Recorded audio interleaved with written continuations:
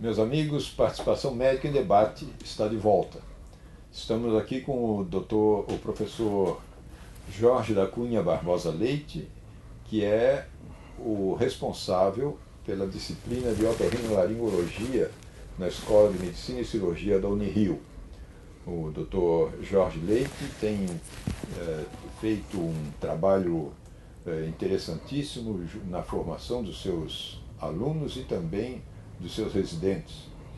E nós hoje vamos falar sobre um assunto que talvez não tenha merecido nos nossos vários debates a importância devida, que é a da avaliação dos cursos de medicina e a avaliação dos formandos de medicina.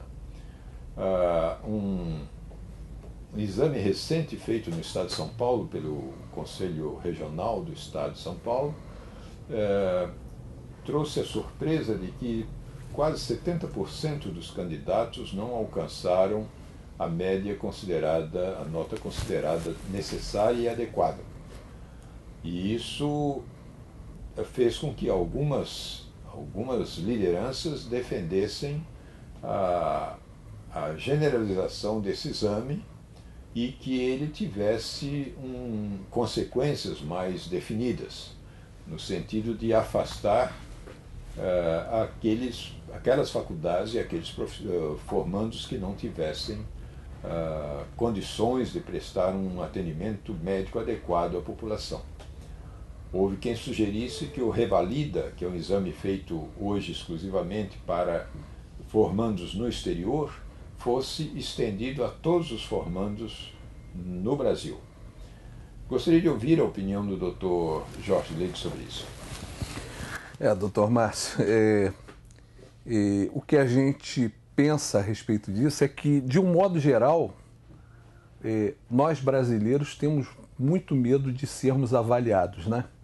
O próprio governo tem uma preocupação tão grande em relação a isso que ele está sempre encomendando pesquisas de opinião para saber como ele está sendo avaliado pela própria população. E isso acontece em todos os níveis da sociedade, nas empresas privadas, nas empresas públicas. As pessoas estão sempre fugindo de serem avaliadas. Mas em relação ao ensino médico, eu acho que, a exemplo do que acontece hoje, e já há algum tempo, com o curso de Direito, eu acho que nós precisamos urgentemente de um exame de ordem. Tá?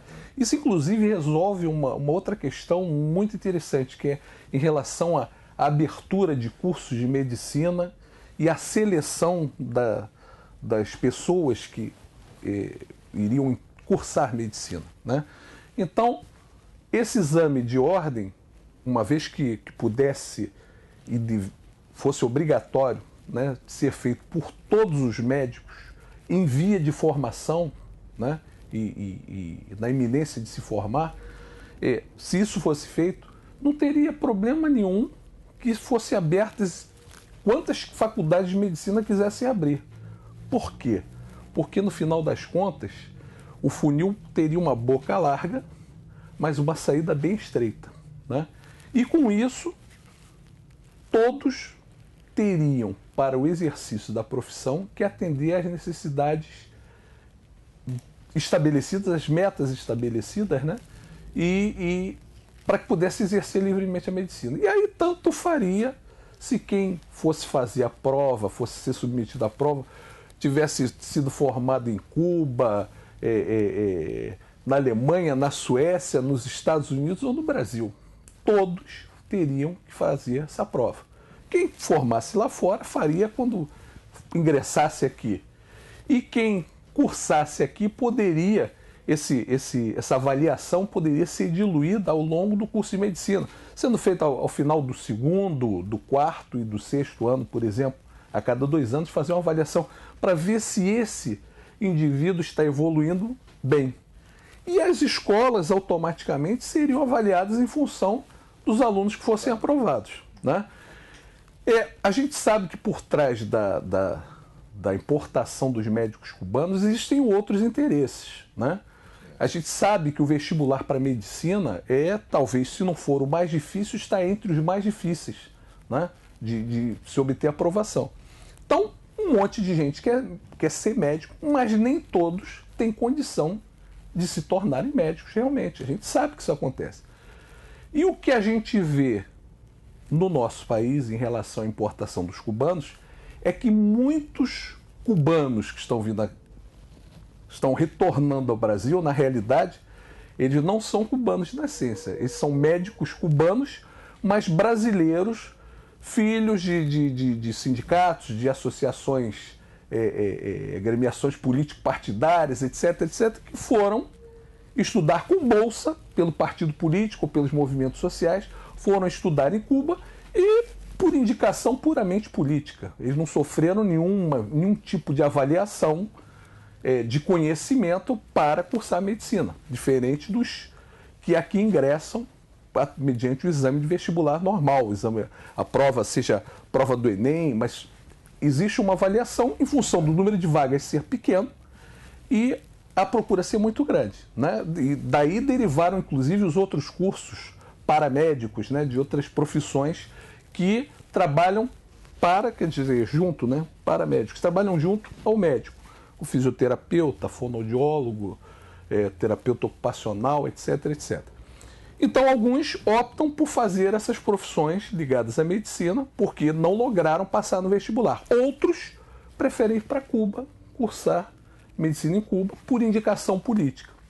Então, acaba-se essa discussão, né, promovendo esse exame de ordem, né, em que todos os médicos fossem submetidos, né? E aí a gente saberia quem está em condições de realmente atuar profissionalmente ou não, né? Que venham os cubanos, que venham os italianos, que venham os franceses, os holandeses, né, fazer a prova aqui, e eu acho que isso elevaria, sem dúvida, o nível dos médicos brasileiros e melhoraria muito o atendimento da população de um modo geral, né? E muitas escolas teriam suas portas fechadas, claro, também, né? Por não conseguirem aprovar o número razoável. Exatamente. Não mostrariam a eficácia e a eficiência necessária. O doutor Jorge Leite falou sobre essa questão da avaliação. Isso não se refere somente aos profissionais. As instituições, os hospitais, e sobretudo os hospitais públicos, talvez merecessem também um tipo de avaliação devidamente padronizada e esclarecida para que a população pudesse saber exatamente quais aqueles hospitais que estão qualificados para prestar um bom atendimento. É uma coisa de que se fala pouco, não é? Sim. Avaliação dos hospitais. Sim. Né? Elas são feitas. Recentemente foi feita uma belíssima avaliação por uma entidade pública, creio que foi o CGU que examinou, né? Foi um exame muito bem feito, uma análise muito detalhada, muito bem feita, constatando coisas bastante lamentáveis, né? Um grande número de hospitais sem condições mínimas, etc. Mas nós não temos, me parece, essa prática, essa cultura de acompanhar ano a ano essas avaliações, né? De ver se houve melhora, o que é que melhorou, o que é que precisa fazer para melhorar. Eu acho que a população se ressente. O que você acha disso? Eu vejo isso, eu posso dar até um exemplo prático do que acontece hoje. Hoje nós temos, por exemplo, para que um estabelecimento de saúde funcione, ele necessita ter uma licença sanitária, uma licença da vigilância sanitária. E, curiosamente, a gente vê que o critério para a concessão dessas licenças, ele obedece a 2 pesos e 2 medidas distintas. Então, na rede pública, a gente vê situações em que, se o rigor observado na avaliação de um hospital ou de uma clínica privada fosse o mesmo aplicado na rede pública, nenhuma instituição pública funcionaria. Nenhuma. Todas seriam obrigadas a fechar as portas e seriam interditadas pelo poder público. Só que o que nós vemos aqui? Para a população que recorre ao SUS, que precisa do SUS, qualquer coisa serve. Maca quebrada, cadeira quebrada, fumo na parede, né? Teto caindo, reboco caindo, né? Agora, quem vai no hospital do plano de saúde, esse tem que estar impecável. Ou seja, são 2 pesos e 2 medidas. Por que um estabelecimento tem todo o rigor da fiscalização e o outro é entregue literalmente, né? Não no sentido figurado, mas literalmente entregue às baratas? Né? É uma boa pergunta, mas fica aqui a questão, 2 questões. A primeira, colega, se você acha que nós precisamos ter um sistema de avaliação dos médicos na sua formação. E o segundo é se nós temos avaliado e temos mecanismos de avaliação disponíveis à população para, em relação aos hospitais aos quais ela tem direito, os hospitais Posto de saúde também. Dê a sua opinião e entre em contato conosco, participe e vamos juntos tentar mudar essa situação. Muito obrigado.